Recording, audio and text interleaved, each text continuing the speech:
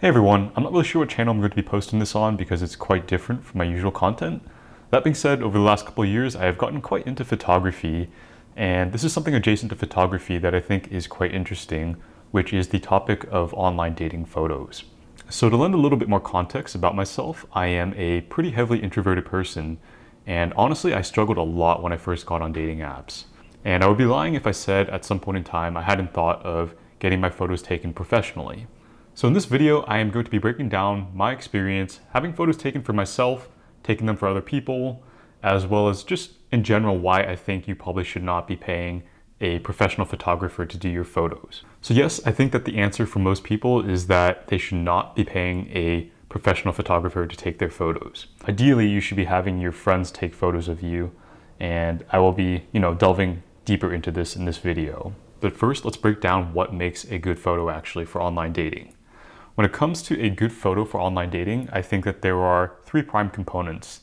The first one is that the photo presents you attractively, be it by virtue of composition or you putting in the effort to look good. It's really a combination of both. Two, the photo is authentic. It conveys your authentic self. And then three, sort of adjacent to this, the photo tells a story. It says something about you. So authenticity is probably one of the most crucial aspects to a good online dating photo. And let me explain what I mean by that a little bit more. Basically, there are a lot of small micro expressions that people pick up on subconsciously that indicate to them whether you're having a good time or you're having a bad time. And a good example of this is probably, how you can probably tell the difference between a fake smile and a genuine smile. When you smile for real, there are a lot of muscles triggered in the face that sort of indicate that. You get crow's feet, your eyes, they scrunch up a little bit because your smile's a bit wider. And then, of course, you reveal a bit more of your teeth, especially in the back.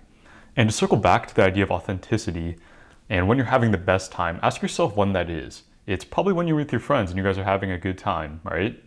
You guys are just bantering, you guys are joking, it's stuff like that. To add on to this, a lot of the times when you're with your friends, you're going to be in settings that you're actually in day to day.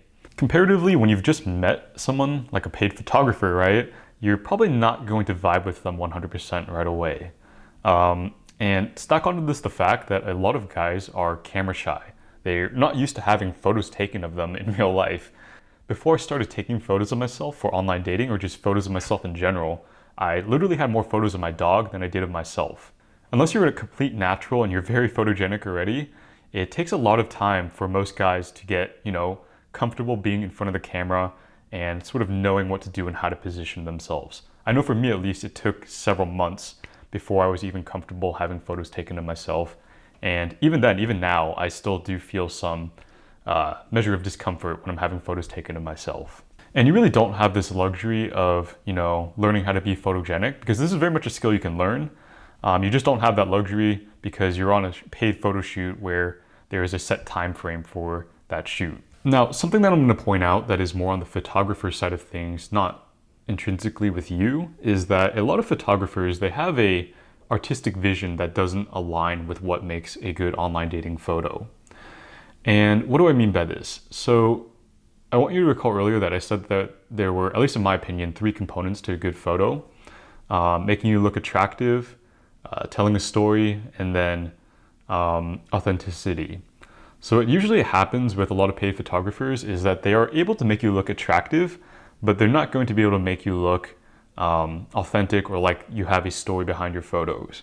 Now let's talk about why this is. Fundamentally, it's because they don't know you. They're on the clock as well, and as a result, they default to a common bottom denominator approach where they ask themselves like, what would the average client think makes a good photo? What's going to look best to the client?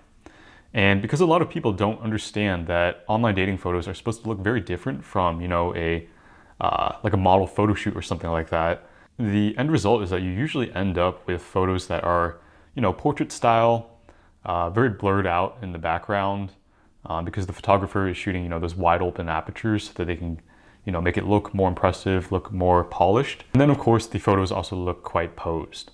Okay, so I want to give a quick example of what I mean by your photos telling a story behind them. So this photo on the right, this was taken about a year ago in Japan by a paid professional photographer. And this was taken at the famous Shibuya crossing, I believe. Now, this photo on the left here, this was shot in Taiwan just a few months ago, not by a paid professional photographer, but just a friend, and in the Shilin night market. So one of the first things that you're going to notice though in the photo on the right is that the background is extremely blurred out. It's honestly blurred out to the point of which you probably would not know that this is Japan, much less the Shibuya crossing, unless you had more informational context, or maybe you've seen a photo of someone else in this area before.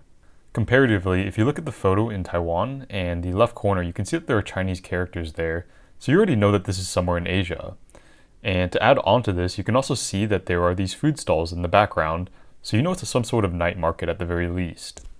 So moving away from the background and to the foreground, me, myself, I, in the photo on the right in Japan, yes, I look pretty good in this photo, my pose is on point, my expression is good, but it's not really saying much about me. I'm sort of just looking off distantly upwards, versus this photo on the left in Taiwan, where I am holding a taiyaki that I just bought from one of the night market stalls. And this is exactly what I'm talking about when it comes to the story behind your photos. There really is not much of a story to the photo on the right, other than, hey, this guy likes to take strolls on the sidewalk or the street crossings. Versus this photo on the left where, you know I like to travel, you know I like Asia, you know I like sweet foods, and hey, I'm also in pretty good shape. And on a more nuanced level, because there is quite a lot of depth to this really, that comes down to the photographer, and I say this having taken photos for others in the past, the way you want to take photos for a model, which are generally quite posed photos, is very different from the way you want to take photos for someone who wants online dating photos, which are, predicated more on authenticity, which means candidness in the photos. And this extends to the editing process of the photos as well. With a lot of model photo shoots, when you're shooting for someone that wants something done professionally, right? You want a more polished look. You want to smooth out the skin a little bit more, add a little bit more touch-ups to the photo. But what a lot of people don't realize is that flaws are authentic. It's just part of being human.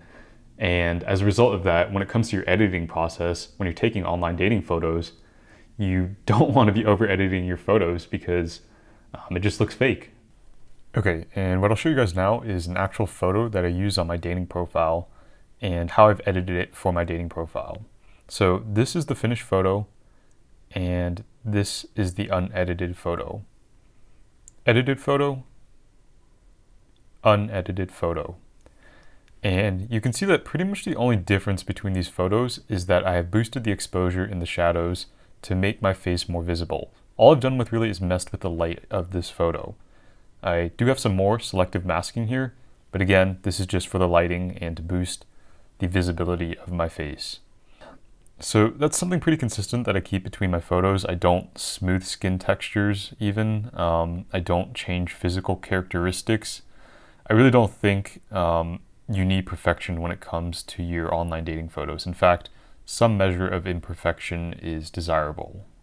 And just something miscellaneous in general that I want to point out is that when you're working with a paid photographer, they really don't have an incentive to be honest with you about the quality of your photos and your expressions in them and how good you look in them.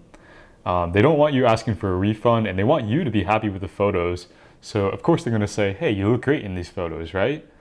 And don't get me wrong, your friends probably want you to have good photos too, but they're probably going to be more honest with you about how you actually look in the photos and whether they think it's a good representation of you. Because again, remember, your friends, they know you versus this photographer who, you've probably just met for the first time. Okay, so if you do decide to go with an online dating photographer, I will give you a few tips on what to look out for. I think the first one is going to be you want a photographer that, asks about your hobbies and asks to look at your existing profile. This is pretty important because a good online dating photographer is going to try and integrate, that story aspect and that authenticity aspect of yourself into those photos. And then two, if they don't even look at your profile, how are they going to know what gaps need to be met in your profile and what type of shot they should be going for, right? So I think that's the first thing that a good online dating photographer should be looking for. And then something that's really underrated when it comes to the photographer is their level of communication skills. And I say this as someone who has, again, taken photos for other people, sometimes paid, and people that I've met for the very first time. You really need to be an effective communicator, someone that knows how to make people open up, especially if it's their first time being on camera, help them get over that hurdle, and just vibe with them in general. And then one final thing that I would probably recommend if you are getting a, online dating photographer, you're going the paid route, is to make sure that they give you the raw files. The raw files are basically the unedited photos, completely unedited photos. And I would just want to have those on hand so that I can make sure that, they're not over editing the photos, and I can do my own edits and have my own control over that. Okay, so all of that being said, I think I've covered, the photography process, what you should, look for when you're getting an online dating photographer, and maybe why it's not the best idea. But I want to delve more into the, like the deeper reasons why you might not want to get an online dating photographer. Like fundamentally, I think the biggest reason is that throwing money at a problem or, tackling a problem without doing your homework first is really not an optimal solution a lot of the time. I hate to say it, but I think a lot of people would benefit from working on themselves first before they go out and, start taking photos of themselves even. You're really just kind of spinning your wheels if you're not, meeting that bar for attractiveness, or you haven't worked on yourself in the first place. So I think this ties pretty closely into this sentiment that I see quite often of, I normally see one of two sentiments. I'll say this. When people are adverse to having someone else, their friends take their photo. It's one, I don't have any friends in the first place to take my photo, or it's two, I just don't look good on camera. So to the first point, I think that if you don't have any friends to take your photo, like not even a single friend to take your photo, that really is something that you should be working on first before you're, hopping on a dating app where the end goal is to end up in a relationship with someone else. If you don't have a good enough relationship with one single person that's just your friend, like to take your photos, it's kind of a non-starter from the very beginning, in my opinion. Now, to the second point of I just don't look good on camera, I'm going to use myself as an example. Starting out, I really did not look good on camera, right? My style was bad, my poses were bad, my expressions were bad, pretty much everything about my photos were bad. And the thing is though, is that photogeneity, it's a skill that can be worked on, right? I put months into improving my style, hitting the gym, working on, stepping out of my comfort zone, stuff of that nature to get photos that I thought were finally online dating worthy. The bottom line is that you can't just walk into the gym and expect to bench 2 plates on day one. Yes, there are very few people, there's a very small subset of people that are able to do this, but the vast majority of people, they have to work their way up to it, via progressive overload and consistent effort. And it's a similar principle when it comes to getting photos that are worthy of putting on your online dating profile, right?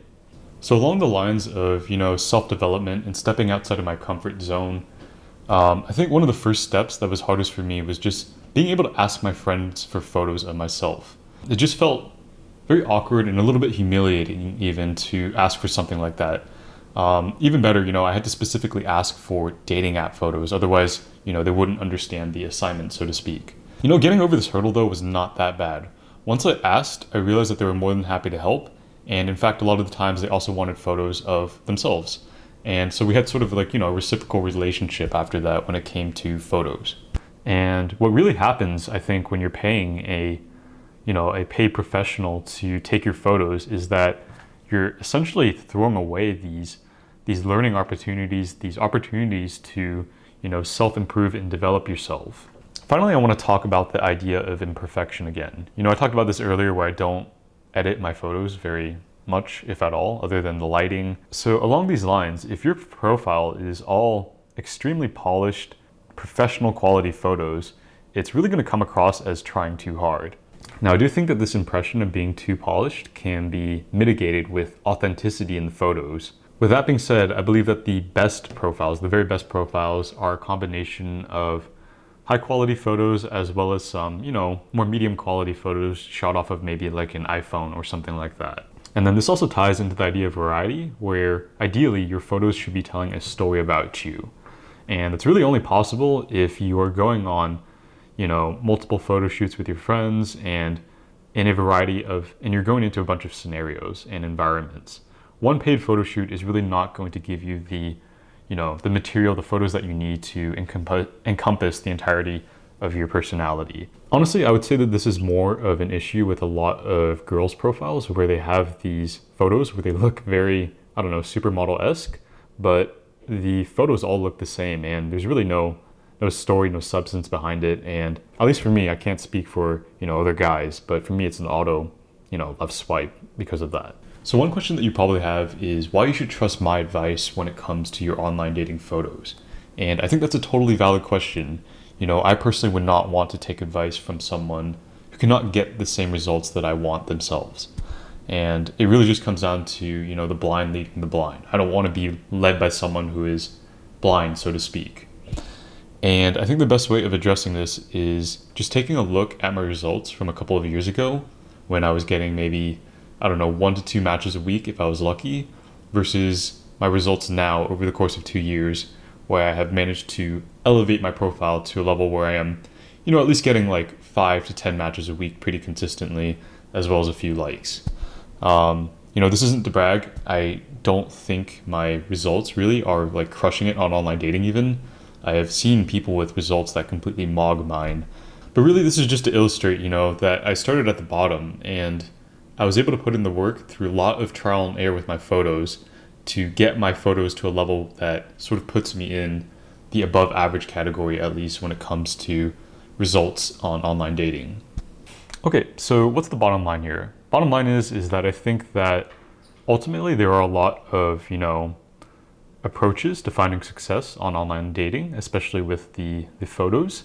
There is no one size fits all method. However, I do think that there are more correct approaches to, approaching your online dating photos. And yeah, I hope this video was interesting. I hope it was maybe informational. And if you guys enjoyed it, be sure to hit that like button and to subscribe. And who knows, maybe I'll do more content like this in the future.